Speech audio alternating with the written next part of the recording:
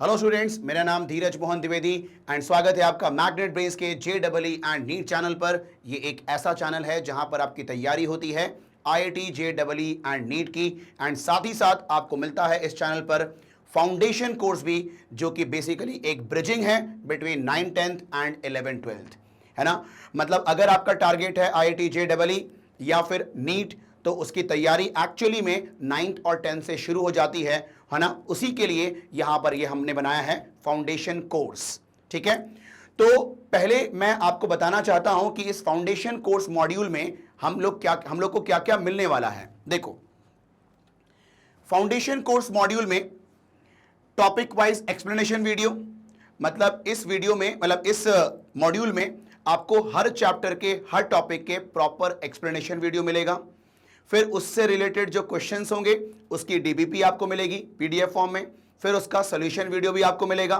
Now उसके बाद chapter wise MCQ, एक चैप्टर खत्म हो जाने के बाद उसके ऊपर जो मल्टीपल चॉइस क्वेश्चन है जो कि अभी अपन करने वाले हैं, वो भी आपको दिए जाएंगे। उसके बाद डाउट सॉल्विंग सेशन, मतलब लाइव सेशन के थ्रू हम लोग डाउट सॉल्विंग सेशन भी रखेंगे जहां पर आपके डाउट्स को क्लियर किए जाएंगे। उसके बाद है weekly test paper chapter wise, मतलब चैप्टर वाइज आपका टेस्ट भी होगा जिसमें आप अपने आप को एसेस कर पाओगे कि आपने कितना सीखा है यहां पर। उसके बाद आपका आएगा guidance about paper burden, stress management etcetera and official notification related to examination. मतलब बेसिकली क्या होता है कि ये जो फाउंडेशन कोर्स मॉड्यूल है, इसको पढ़ने के बाद बहुत सारे ऐसे एग्जाम्स होते हैं जिसको आप इजीली क्लियर कर सकते हो, लाइक ओलंपियाड हो गया या NTSC हो गया या NSTSC हो गया। ये सारे एग्जाम्स होते हैं, इसको आप इजीली क्लियर कर सकते हैं इस फाउंडेशन कोर्स की मदद से। तो ये एग्जाम कब होंगे, ठीक है, इसका पैटर्न कैसा होता है, कैसे अटेम्प्ट करना है, इसकी जानकारी भी आपको दी जाएगी। उसके बाद है chapter wise one shot revision.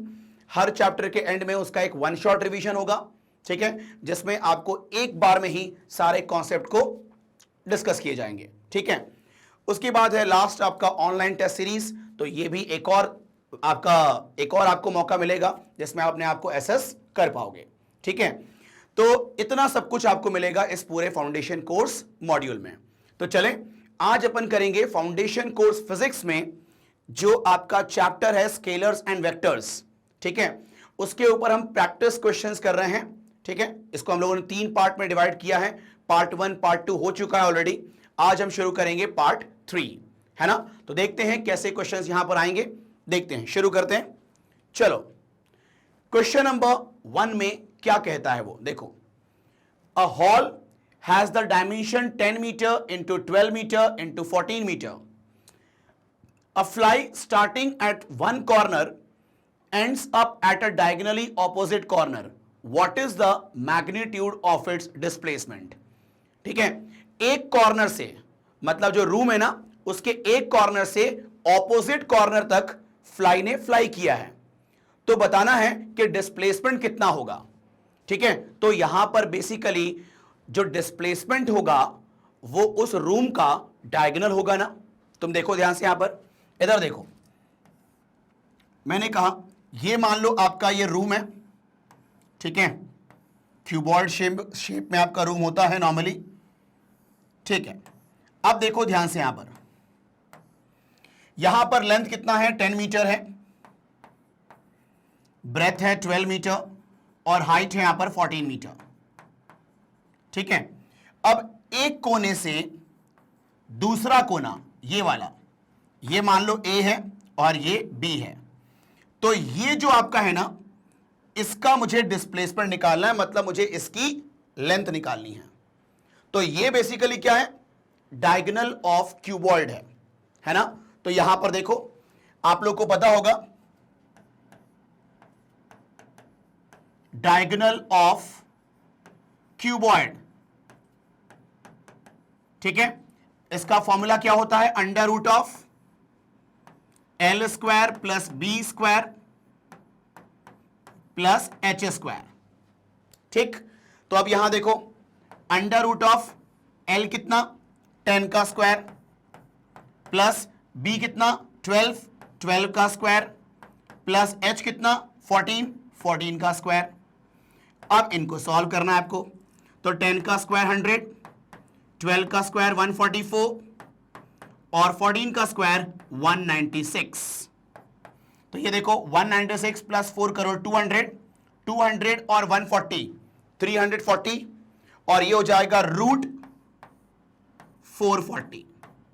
तो रूट 440 कितना आसपास आएगा यहां पर, ये देखो 196 प्लस यहां पर किया हमने इसका 4 ले लिया 200, 200 340 और 440। अब इसके करीब में ऑप्शन क्या है ना, क्योंकि ये परफेक्ट रूट तो इसका परफेक्ट स्क्वायर तो होगा नहीं, मतलब रूट होगा नहीं, तो 440 के करीब में ऑप्शन कौन सा होगा।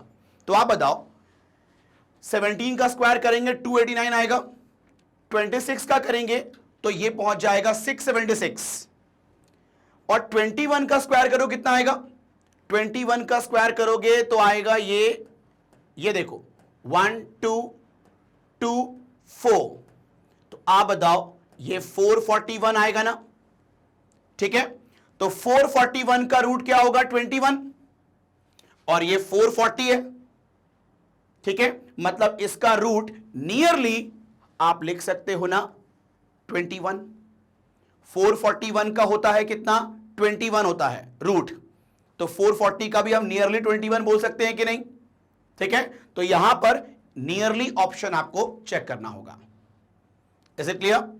अब तुम बोलोगे सर ये तो क्वेश्चन एक तरीके से मेंसुरेशन का हो गया, इसमें वेक्टर का क्या रोल है। तो मेरी बात को सुनना, मैं इसको वेक्टर फॉर्म में आपको करके दिखाता हूं, ठीक है। सेम आंसर आएगा। आप देखो यहां पर देखो इसका लेंथ कितना है 10 मीटर, ब्रेथ कितना है 12 मीटर और हाइट कितना है 14 मीटर। तो एक काम करते हैं, देखो लेंथ को हम एक्स एक्सिस के लॉन्ग मान लेते हैं, ठीक है। हाइट को हम लोग वाई एक्सिस के लॉन्ग मान लेते हैं और जो ब्रेथ है उसको हम लोग जेड एक्सिस के लॉन्ग मान लेते हैं, है कि नहीं। तुम बताओ लेंथ ब्रेथ और हाइट, ठीक है, ये तीनों आपस में परपेंडिकुलर होते हैं, तो इनको हम लोग एक्स वाई जेड मान सकते हैं कि नहीं, ठीक है। तो यहां देखो इसको मैं करता हूं अलग पेज में। देखो आप ये बताओ जो इसका लेंथ होगा आप ये बताओ उसको x के लॉन्ग मान लें तो लेंथ की वैल्यू 10 है, तो ये 10 आई कैप होगा, ठीक है।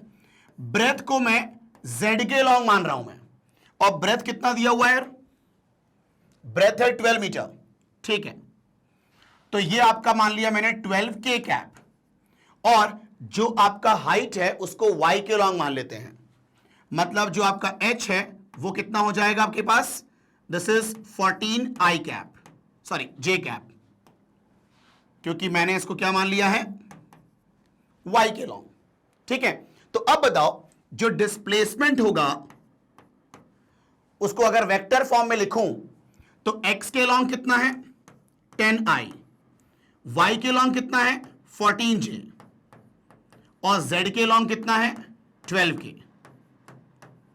तो आप बताओ ये मैंने डिस्प्लेसमेंट वेक्टर लिख दिया ना मैंने, जिसमें x के लॉन्ग y के लॉन्ग और z के लॉन्ग डिस्प्लेसमेंट्स मेंशन है यहां पर। अब बताओ इस डिस्प्लेसमेंट का अगर मैग्नीट्यूड निकालना है तो आप बताओ इसका मैग्नीट्यूड कैसे निकालते हो, इसके कोएफिशिएंट के स्क्वायर का सम करते हो। तो अंडर रूट ऑफ कोएफिशिएंट के स्क्वायर का sum 10 square plus 14 square plus 12 square. तो आप बताओ जब इनका कैलकुलेशन करोगे you will get the same value ना यार, 440 which is nearly what 21 metre, है कि नहीं। ये नियरली का सिंबल होता है, 440 का रूट करीब करीब 21 होगा। क्लियर है। तो ये मैंने वेक्टर फॉर्म में करके आपको दिखा दिया। इज इट क्लियर, ठीक है। तो एक काम करें आप लोग इसका स्क्रीनशॉट ले लें, फिर इसका भी स्क्रीनशॉट ले लें। चलो देखते हैं नेक्स्ट क्वेश्चन क्या बोल रहा है। Question number 2, if a unit vector is represented by 0.5i plus 0.8j plus ck, unit vector अगर ये है then the value of c is. तो आप बताओ, सिंपल क्वेश्चन है कि ये अगर यूनिट वेक्टर है तो इसका मैग्नीट्यूड हम निकालेंगे और उसको किससे इक्वेट करेंगे 1 से, क्योंकि ये यूनिट वेक्टर है। आओ निकालते हैं इसका मैग्नीट्यूड। आप बताओ किसी वेक्टर का मैग्नीट्यूड कैसे निकालते हो, अंडर रूट ऑफ आई के कोएफिशिएंट का स्क्वायर प्लस जे के कोएफिशिएंट का स्क्वायर प्लस सी का स्क्वायर, ठीक है, इक्वल टू व्हाट 1। अब बताओ रूट ट्रांसफर तो स्क्वायर हो जाएगा। 0.5 का स्क्वायर कितना 0.25, 0.8 का स्क्वायर 0.64 प्लस 6c स्क्वायर, 1 का स्क्वायर तो 1 ही होगा, ठीक है। इनको ऐड करो तो 0.89 होगा plus C square equal to 1, तो C square equal to 1 minus 0.89, तो ये कितना हो जाएगा 0.11। तो आप बताओ c is equal to root of 0.11 ना, ठीक। तो कौन सा ऑप्शन मैच कर रहा है, रूट ऑफ 0.11, मतलब B is right answer. Simple कहानी, ठीक है। चलो तो इसका स्क्रीनशॉट लें, फिर देखते हैं थर्ड क्वेश्चन। चलो थर्ड क्वेश्चन में क्या बोलता है वो, if A vector equal to this, B vector equal to this, then the magnitude and direction of A vector plus B vector, ठीक है। तो A vector plus B vector निकालो पहले, ठीक है, और उसका फिर मैग्नीट्यूड निकालना है और फिर उसका डायरेक्शन निकालना है, और डायरेक्शन यहां पर टैन के टर्म्स में है, ठीक है। चलो आओ निकालते हैं। पहले तो आप ये बताओ ए वेक्टर कितना है, ये है आपका 3i minus 4j। B vector कितना है, तो ये है आपका 2i प्लस 16j। चलो अब बताओ ए वेक्टर प्लस बी वेक्टर निकालना है। अगर वेक्टर फॉर्म में होते हैं ना ए और बी, तो उनको हम सिंपल ऐड कर सकते हैं, ठीक है, आई से जे से। तो आप बताओ जब इनको ऐड करोगे 3i plus 2i 5i minus 4j plus 16j, ये प्लस 12j हो जाएगा ना, ठीक। चलो तो ये मिल गया अपन को a प्लस बी वेक्टर, ठीक है। अब मुझे इसका मैग्नीट्यूड निकालना है, मतलब मुझे इसका मॉड निकालना है, तो वो होगा अंडर रूट ऑफ 5 का स्क्वायर 25, 12 का स्क्वायर 144। तो ये कितना हो जाएगा आपके पास, दिस इज 169, और 169 का रूट कितना होता है 13, तो इसका मैग्नीट्यूड कितना आएगा 13। तो कौन सा ऑप्शन, सी ऑप्शन मैच कर रहा है। देखो डायरेक्शन चेक करने की भी जरूरत नहीं है, यही आंसर होगा, ठीक है, क्योंकि मैग्नीट्यूड एक ही में 13 है। अगर दो में होता 13 तो फिर हम डायरेक्शन भी चेक करते, लेकिन फिर भी हम चेक कर लेते हैं डायरेक्शन, है ना। आओ देखो, आप ये बताओ हमारा जो ए वेक्टर प्लस बी वेक्टर है वो कितना है, 5i प्लस 12j है। जरा इसको कार्टेशियन प्लेन पे प्लॉट करते हैं। देखो ये देखो ध्यान से, आप ये बताओ यहां पर i का कोएफिशिएंट भी पॉजिटिव है और j का कोएफिशिएंट भी पॉजिटिव है ना। इसका मतलब फर्स्ट क्वाड्रेंट में आपका ये वेक्टर होगा। तो आप देखो x के लॉन्ग कितनी वैल्यू है 5, y के लॉन्ग कितनी वैल्यू है 12, मतलब ये होगा ना वो वेक्टर, ठीक है। ये होगा आपका a vector plus b vector, जिसका x कंपोनेंट 5 है, y कंपोनेंट 12 है। तो इसका डायरेक्शन देखना है, तो मैं x के साथ निकाल लेता हूं डायरेक्शन, इसका थीटा मान लेता हूं मैं इसको। तो आप बताओ यहां परपेंडिकुलर ड्रॉप करेंगे तो ये 12 है, तो ये भी 12 लेंगे आप, ठीक। अब बताओ यहां पर अगर tan थीटा निकालना है, tan थीटा, तो ये क्या होगा परपेंडिकुलर अपॉन बेस, ठीक है। तो यहां पर हो गया 12/5। तो आप बताओ थीटा इज इक्वल टू क्या लिख सकते हैं, tan इनवर्स 12/5, ठीक है। देखते हैं क्या यहां पर ऑप्शन में है tan इनवर्स 12/5, यस। आप देखो यहां पर ऑप्शन सी में मैग्नीट्यूड 13 मैच कर रहा है, और tan इनवर्स 12/5 ये डायरेक्शन है, ये भी मैच कर रहा है, ठीक है। तो ये हो गया option C is the right answer. Clear. चलो तो इसका स्क्रीनशॉट लें, फिर देखते हैं क्वेश्चन नंबर 4। चलो भाई अब देखते हैं next question, question number 4। If the sum of two unit vector is a unit vector, दो वेक्टर है उनका सम भी यूनिट वेक्टर है, okay, the magnitude of difference is, तो मेरी बात को सुनना ध्यान से। यहां पर जो ए का मैग्नीट्यूड है वो 1 है, जो बी वेक्टर है उसका मैग्नीट्यूड भी 1 है, और इन दोनों का जो रिजल्टेंट है वो भी 1 है। यही बोला ना, the sum of two unit vector is, the sum of two unit vector is a unit vector, मतलब दो यूनिट वेक्टर का जो रिजल्टेंट है वो यूनिट वेक्टर है, मतलब रिजल्टेंट का जो मैग्नीट्यूड है वो भी कितना होगा, 1 होगा। ठीक है, तो अब देखो यहां पर ध्यान से, इधर देखो, यहां से क्या मैं ए और बी के बीच का एंगल निकाल लूं क्या मैं? देखो ध्यान से, R is equal to under root of A square plus B square plus 2ab cos theta. ठीक है, तो अब देखो ध्यान से, यहां पर R इक्वल टू 1 डालो, ये रूट ऑफ 1 का स्क्वायर प्लस 1 का square plus 2 into 1 into 1 into cos theta. ठीक है, तो आप बताओ रूट ट्रांसफर, तो 1 का स्क्वायर 1 ही हो जाएगा, ये 1 प्लस 1, एक काम करें, इकट्ठा काम कर लें, 1 प्लस 1 2, और ये आपका 2 कॉस थीटा। तो आप बताओ ये इधर गया -1 बाई 2, तो -1 बाई 2 होगा क्या, कॉस थीटा। तो ये बताओ कॉस थीटा -1 बाई 2 कब होता है, जब थीटा कितना होगा, 120 डिग्री। तो दो वेक्टर का के बीच का एंगल कितना हो गया, 120 डिग्री। अच्छा, पूछ क्या रहा है, the magnitude of difference is, तो उनके सब्ट्रैक्शन का रिजल्टेंट क्या होगा वो पूछ रहा है वो। ठीक है, आओ आप बताओ, दो वेक्टर के सब्ट्रैक्शन का मैग्नीट्यूड मैंने मान लिया r डैश, तो अब बताओ सब्ट्रैक्शन ऑफ वेक्टर का जो रिजल्टेंट का फॉर्मूला होता है वो क्या होता है, under root of A square plus B square minus 2ab cos theta होता है ना, होता है कि नहीं? ठीक है, चलो, तो ये सब्ट्रैक्शन के मैग्नीट्यूड का फॉर्मूला है।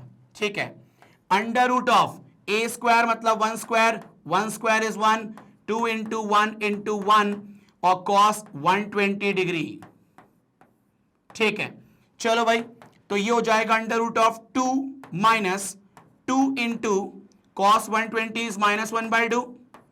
आप बताओ, ये 2 कैंसिल, माइनस इंटू माइनस प्लस, तो under root of 2 plus 1 that is under root of 3, तो √3 होगा इनके सब्ट्रैक्शन का मैग्नीट्यूड। क्लियर? तो यहां पर ऑप्शन कौन सा होगा, बी। भाई सिंपल यहां पर बोल रहा है कि उनके एडिशन का मैग्नीट्यूड यूनिट वेक्टर है, मतलब एडिशन के रिजल्टेंट का मैग्नीट्यूड 1 है। ठीक है, तो वहां से मैंने क्या निकाल लिया, दोनों वेक्टर के बीच का एंगल। फिर बोलता है कि उनके सब्ट्रैक्शन का मैग्नीट्यूड बताओ, तो उसके लिए मैंने ये वाला फॉर्मूला यूज कर लिया, हमने पढ़ा है ना सब्ट्रैक्शन ऑफ वेक्टर का मैग्नीट्यूड का फॉर्मूला, बस यहां पर माइनस हो जाता है और एडिशन में प्लस होता है यहां पर। ठीक, तो ये हो गया आपका सिंपल सा सॉल्यूशन। तो इसका स्क्रीनशॉट लें, फिर देखते हैं नेक्स्ट क्वेश्चन।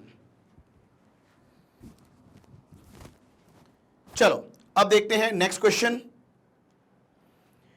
फिफ्थ में क्या कह रहा है वो, ए वेक्टर गिवन है, बी वेक्टर गिवन है, सी वेक्टर गिवन है, then angle between A vector plus B vector and C vector.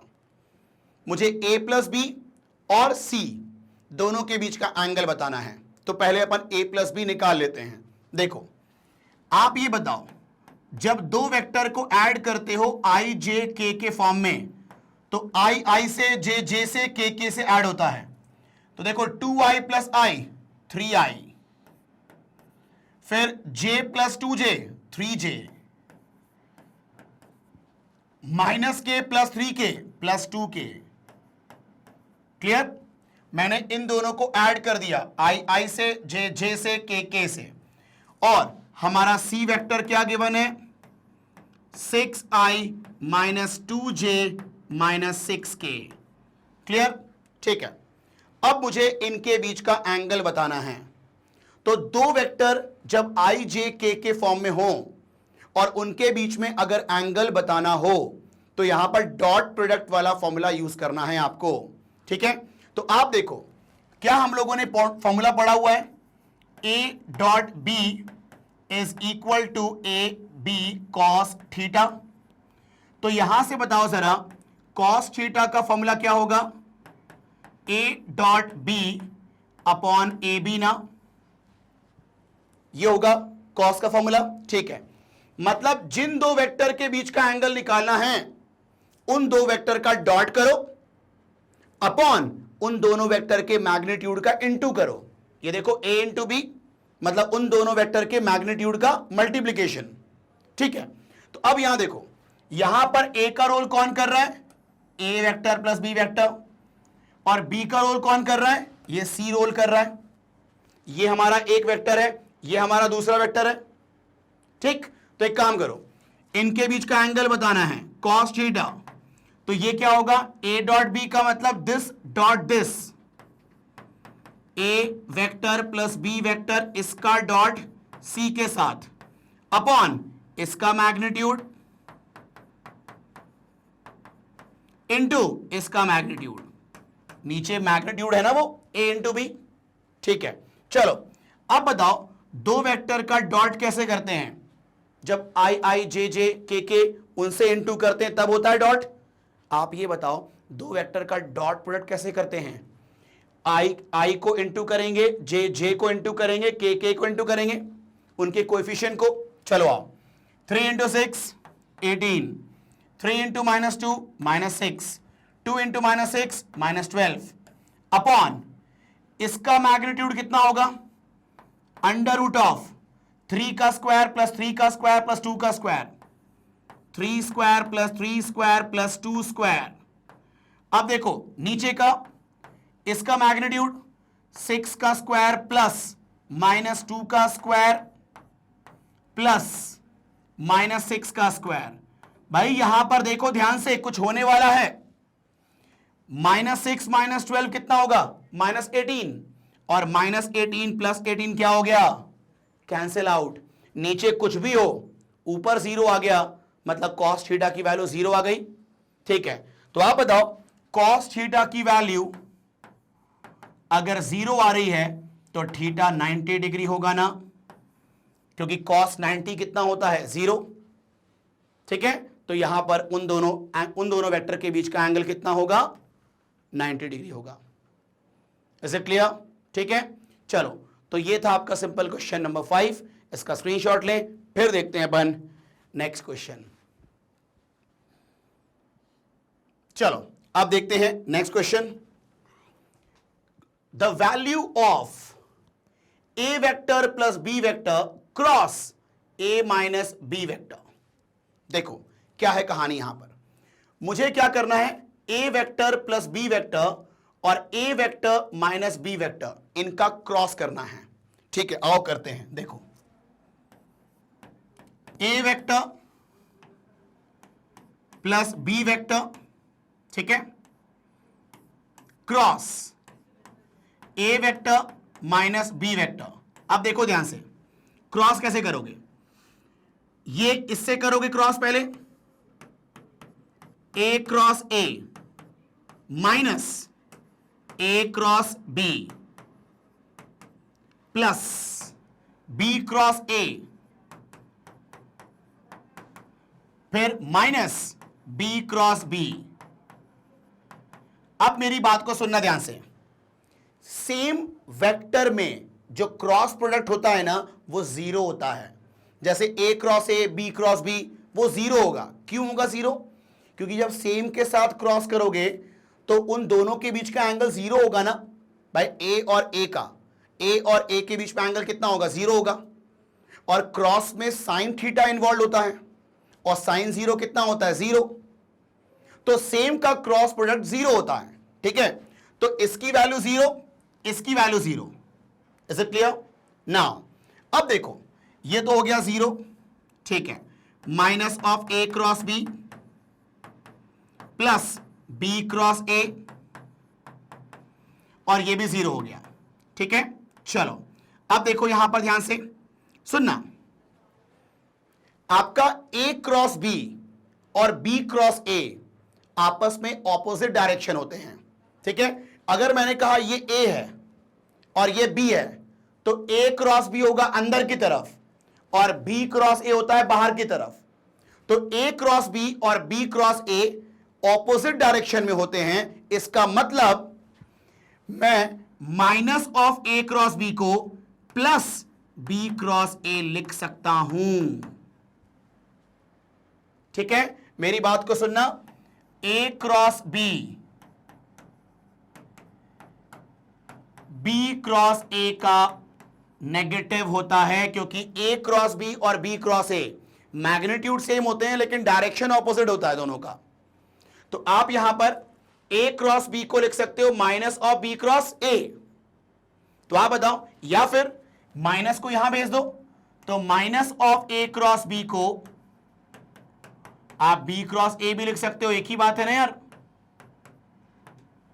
ठीक है, तो ये देखो, negative of A cross B actually में बी क्रॉस ए होगा, है कि नहीं। तो और ये वाला आपका प्लस बी क्रॉस ए है ही, तो ये बताओ क्या हो जाएगा, twice of B cross A. हाँ है ना, मैंने कहा ए क्रॉस बी का जो नेगेटिव होगा, ठीक है, मतलब ए क्रॉस बी का जो उल्टा डायरेक्शन होगा वो बी क्रॉस ए होगा ना। ठीक है, तो यहां पर ऑप्शन कौन सा होगा, twice of B cross A. D is the right answer. Is it clear? ठीक है, तो सेम का क्रॉस जीरो होता है, ये ध्यान रखना। और ए क्रॉस बी और बी क्रॉस ए, ठीक है, दोनों आपस में उल्टे डायरेक्शन में होते हैं। तो ए क्रॉस बी को हम लिख सकते हैं minus of B cross A, या बी क्रॉस ए को लिख सकते हैं minus of A cross B. Clear? ठीक है, चलो इसका स्क्रीनशॉट लो, फिर देखते हैं क्वेश्चन नंबर 7। चलो अब देखते हैं क्वेश्चन नंबर 7 में क्या कहता है वो। देखो ध्यान से, the scalar product of two vectors is 2√3। दो वेक्टर का स्केलर प्रोडक्ट मतलब डॉट प्रोडक्ट की बात कर रहा है वो। The scalar product of two vector is 2√3 and the magnitude of their vector product is 2। ठीक है, मतलब दोनों का scalar product, dot product given है 2√3 और क्रॉस प्रोडक्ट गिवन है 2। वेक्टर प्रोडक्ट का मतलब क्रॉस प्रोडक्ट। ठीक है, the angle between them is, तो सुनना ध्यान से, इधर देखो, दो वेक्टर का डॉट प्रोडक्ट गिवन है 2√3 और दो वेक्टर का जो क्रॉस प्रोडक्ट का मैग्नीट्यूड है वो कितना है, 2। ठीक है, तो बताओ कि उन दोनों वेक्टर के बीच का एंगल कितना होगा। ठीक है, आओ, ये तो हमारा गिवन था ना। ठीक है, अब देखो ध्यान से, सिंस सॉल्यूशन की बात करते हैं अगर अपन, आप बताओ, since A dot B equal to 2√3 है, तो ए डॉट बी को बोलते हैं क्या, ए बी कॉस थीटा। ये गिवन है 2√3, this is equation number 1। Clear? Now since a cross b vector का मैग्नीट्यूड कितना गिवन है, 2, और ए क्रॉस बी होता है ए बी साइन थीटा होता है, ये कितना हो गया, 2। This is equation number 2। मैं क्या कर रहा हूं, मैं 2 को डिवाइड कर रहा हूं 1 से, तो देखो 2 डिवाइडेड बाय 1, तो जब दो इक्वेशन को डिवाइड करते हैं तो एलएचएस से एलएचएस डिवाइड होगा, आरएचएस से आरएचएस डिवाइड होगा, तो a b sine theta upon A B cos theta. तो ये देखो, a b sine theta upon A B cos theta equal to right side by right side 2 upon 2√3, a b cancel, sine upon cos tan, ये होता है tan theta, sine theta by cos theta होता है tan theta, और ये 2 cancel, 1/√3, और tan theta 1/√3 कब होता है, जब थीटा की वैल्यू कितनी होती है, 30 डिग्री होती है। ठीक है, तो यहां पर theta is equal to 30 degree, angle होगा उनके बीच में, मतलब A is the right answer. Is it clear? ठीक है, तो इसका स्क्रीनशॉट लें, 7th क्वेश्चन, फिर अपन आगे देखते हैं। चलो भाई, अब देखते हैं क्वेश्चन नंबर 8 में क्या कहता है वो। देखो, the angle between the vectors a and b is theta. A vector और बी वेक्टर के बीच का एंगल है थीटा। ठीक है, the value of triple product a dot B cross A is, तो मेरी बात को सुनना ध्यान से, देखो जब हम बी क्रॉस ए करते हैं तो बी क्रॉस ए करने पे जो वेक्टर मिलता है ना, वो बी और ए दोनों के परपेंडिकुलर होता है। ठीक है कि नहीं है? मेरी बात को सुनना ध्यान से, जब हम बी क्रॉस ए करते हैं ना, तो बी और ए जिस प्लेन पे होते हैं उसका परपेंडिकुलर डायरेक्शन में होगा बी क्रॉस ए, है कि नहीं? मैंने क्या बोला, ये देखो ध्यान से, ये रहा आपका वेक्टर ए, ये रहा वेक्टर बी, ये रहा एंगल थीटा। तो जब हम बी क्रॉस ए करेंगे तो बी क्रॉस ए का डायरेक्शन होगा इस प्लेन के परपेंडिकुलर इनवर्ड। ठीक है, तो अब बताओ उसने क्या बोला है डॉट करने के लिए, किस किस का, ए का और बी क्रॉस ए का डॉट। तो जरा सोचो, बी क्रॉस ए अंदर की तरफ और ए वेक्टर उस प्लेन पर, तो ए वेक्टर और बी क्रॉस ए उनके बीच का एंगल कितना होगा, 90 डिग्री, है कि नहीं? बी क्रॉस ए अंदर की तरफ, ठीक है, ए उस प्लेन पर, तो अंदर और ये प्लेन, एंगल बोलो कितना हो गया, 90 डिग्री। मतलब जिनका वो डॉट करने के लिए बोल रहा है, ठीक है, वो दोनों आपस में क्या हैं, परपेंडिकुलर हैं। और याद रखना आप लोग, जब भी कोई दो परपेंडिकुलर वेक्टर्स का डॉट करते हैं तो उसका आंसर कितना होता है, 0। क्यों होता है 0? क्योंकि दो परपेंडिकुलर वेक्टर्स मतलब दोनों के बीच का एंगल 90 डिग्री, और डॉट प्रोडक्ट में कॉस इन्वॉल्व होता है, a dot B equal to A B cos theta, remember? तो तुम बताओ कॉस 90 कितना होता है, 0। तो याद रखना ये डायरेक्ट सवाल हो रहा है, हम यहां पर बोलेंगे since B cross A is perpendicular to A, है कि नहीं? तो आप बताओ therefore there dot product is 0। तो यहां पर हम ऐसा बोलेंगे अंग्रेजी में, since B cross A is perpendicular to A vector, therefore A dot B cross A is equal to what, 0। तो आंसर इज बी। तो यहां पर अगर आपके बेसिक्स अच्छे हैं इसको लेके तो आप सीधे इसका आंसर टेक कर सकते हो। ठीक है, चलो भाई, ये हो गया क्वेश्चन नंबर 8, इसका स्क्रीनशॉट लें, फिर हम बात करते हैं 9th क्वेश्चन। चलो भाई, क्वेश्चन नंबर 9 में क्या कह रहा है वो देखो ध्यान से, two adjacent sides of a parallelogram are represented by the two vectors this and this. What is the area of parallelogram? तो एरिया ऑफ पैरेललोग्राम का मैंने फॉर्मूला आप लोग को लिखवाया हुआ है, ठीक है, जब मैंने क्रॉस प्रोडक्ट की बात की थी, ठीक है, तो वहां पर मैंने बताया था कि एरिया ऑफ पैरेललोग्राम होता है, एरिया ऑफ पैरेललोग्राम होता है magnitude of A cross b. ये होता है एरिया ऑफ पैरेललोग्राम, जिसमें ए और बी जो है ना वो वेक्टर्स हैं जो पैरेललोग्राम के एडजेसेंट साइड्स को शो कर रहे हैं। ठीक है, तो आप बताओ, ये हमारा ए वेक्टर है, ये हमारा बी वेक्टर है, पहले उनका क्रॉस प्रोडक्ट करेंगे डिटरमिनेंट मेथड से और फिर उसका मैग्नीट्यूड निकाल लेंगे तो आंसर आ जाएगा। देखो यहां पर मैं पहले वाले को ए वेक्टर बोल रहा हूं, that is I plus 2j plus 3k, ठीक है, बी वेक्टर कितना है, ये है आपका 3i minus 2j plus k, ठीक है, तो यहां देखो a cross b vector equal to what, determinant method, पहले i j k कॉपी कर लो, फिर a पहले है ना तो a के कोएफिशिएंट्स मतलब i j k के कोएफिशिएंट्स कॉपी करो, तो i का कोएफिशिएंट कितना 1, j का कितना 2, k का कितना 3। चलो फिर देखो b के कोएफिशिएंट्स 3 माइनस 2 1। चलो अब इसको सॉल्व कैसे करते हैं, देखो यहां पर मैंने बताया था i bracket minus j bracket plus k bracket, ठीक है।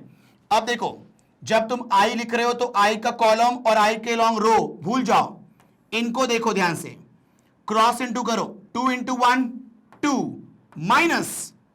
माइनस 2 इंटू 3 मतलब एक और -6 आ गया ना। देखो this into this minus this into this करते हैं, ठीक। तो आप बताओ 2 1 ज़ा 2 माइनस पहले से, और इंटू करने पर, इनको इंटू करने पर एक और माइनस, क्लियर, ठीक है। अब देखो जे वाला, जे के लॉन्ग कॉलम और रो भूल जाओ, ये 1 3 और 3 1 को याद रखो, 1 into 1 1 minus 3 into 3 9, clear. Now अब देखो ध्यान से, यहां पर के लॉन्ग कॉलम और के लॉन्ग रो भूल जाओ, तो देखो ध्यान से क्या होगा, इसको भूल जाओ, इसको भूल जाओ, मतलब 1 3 2 -2, 1 इंटू -2 -2, ठीक। फिर माइनस 3 इंटू 2 6, है ना। के लॉन्ग कॉलम के लॉन्ग रो भूल जाओ, तो 1 इंटू -2 -2 माइनस 3 इंटू 2 6। तो अब देखो कितना आएगा यहां पर, तो ए क्रॉस बी जो आएगा वो कितना आएगा, 2 + 6 कितना, 2 + 6 हो जाएगा ना, ये +6 माइनस इंटू माइनस, तो 2 + 6 इज 8 आई।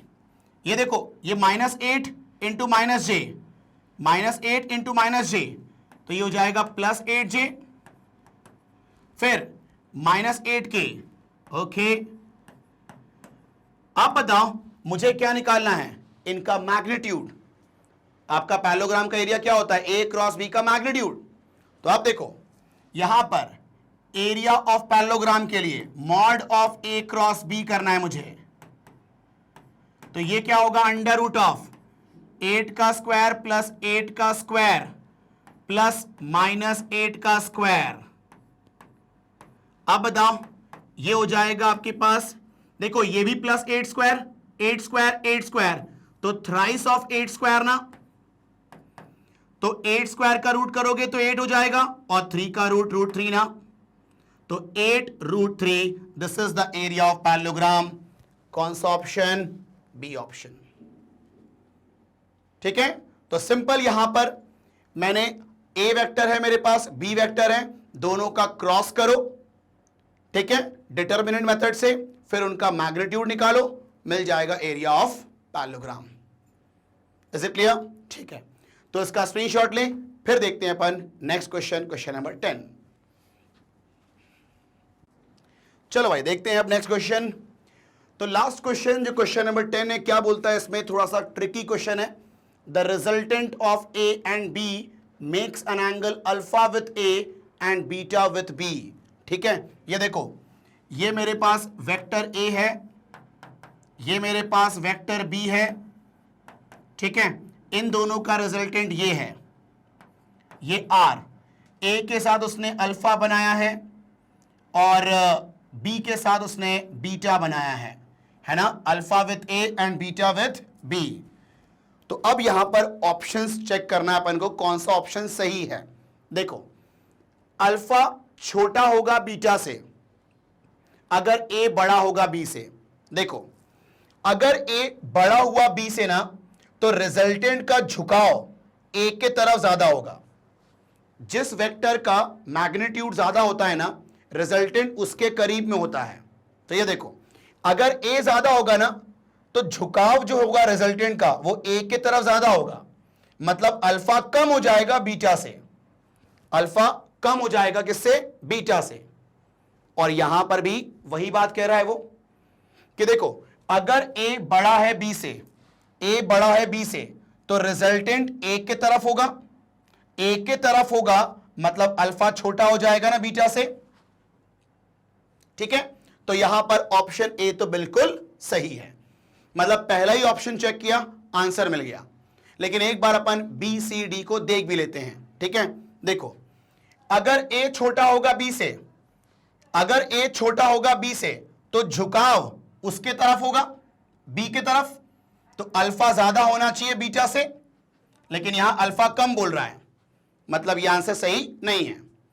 अगर ए छोटा है बी से, तो अगर दोनों अनइक्वल मैग्नीट्यूड के हैं, भाई ये छोटा है इससे, तो दोनों अनइक्वल मैग्नीट्यूड के हैं, तो आपका ये दोनों एंगल बराबर तो नहीं हो सकते।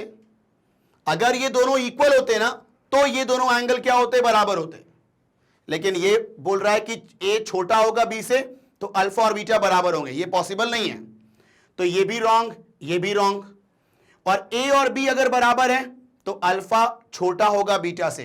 अरे भाई ए और बी बराबर होगा तो अल्फा और बीटा भी बराबर होगा यार, है ना। तो ये भी सही नहीं है। तो यहां पर ऑप्शन ए अपने आंसर को मैच कर रहा है, मतलब वो सही स्टेटमेंट है as a vector. Is it clear? ठीक है, तो ये था आपका सिंपल क्वेश्चन। तो जरा इसका स्क्रीनशॉट ले लें आप लोग। चलो, तो यहां पर अपना खत्म होता है। हमने टोटल इस चैप्टर पे 30 क्वेश्चंस प्रैक्टिस किए हैं 3 पार्ट में। ठीक है, 10-10 क्वेश्चन करके हमने 3 पार्ट में 30 क्वेश्चंस प्रैक्टिस किए हैं, और बाकी क्वेश्चंस तो हमने इन बिटवीन टॉपिक्स भी देखे थे। तो ओवरऑल आप ये मानो कि करीब करीब 50 से 60 क्वेश्चन के आसपास इस चैप्टर में आप लोगों ने देख लिए हैं, है ना। तो इस पूरे वीडियो को, मतलब जो भी आपका ये पूरा चैप्टर है, उसको प्रॉपरली एक एक करके वीडियो जब आप देखेंगे ना, देन आप इन क्वेश्चंस को खुद पहले जब सॉल्व करेंगे, ठीक है, then you feel more confident. ये तो मैंने सॉल्व करवाया है आपको, है ना। आप लोग पहले खुद करके देखें तो आपको ज्यादा कॉन्फिडेंस देखने को मिलेगा। ठीक है, तो चलें, यहां पर अपना ओवर होता है स्केलर एंड वेक्टर्स के प्रैक्टिस क्वेश्चन। तो ऐसे ही वीडियो को देखने के लिए क्या करना है आपको, सिंपल magnetbrains.com पे जाना है। वहां पर आपको ऐसा इंटरफेस मिलेगा, वहां पर बहुत सारे कोर्सेज मिलेंगे आपको। ठीक है, JEE physics, JEE chemistry, JEE maths, ठीक है। ऐसे ही आपको फाउंडेशन कोर्स भी मिलेगा आपका। ठीक है, फाउंडेशन में आपका foundation physics, foundation chemistry, foundation maths. तो जो भी आपको पढ़ना हो, फॉर एग्जांपल आपको फाउंडेशन फिजिक्स पढ़ना हो, वॉच नाउ पे क्लिक करें। जैसे क्लिक करेंगे चैप्टर की लिस्ट मिल जाएगी आपको। ठीक है, जो भी आपको पढ़ना है उसको क्लिक करें और फिर ऐसा वीडियो सामने दिख जाएगा आपको। ठीक है, तो बस अंत में यही कहूंगा मैं कि अगर आपको ये वीडियो पसंद आया हो और अगर इस वीडियो से कोई नॉलेज मिला हो तो आप इसको लाइक ज़रूर करें, और अगर आप चैनल में नए हो तो आप इसको सब्सक्राइब जल्दी करें ताकि कोई भी अपकमिंग वीडियो हो वो आपसे मिस ना हो। और अपने दोस्तों के साथ इसको शेयर भी ज़रूर करें ताकि उनको भी इसका फ़ायदा मिल पाए। Thank you.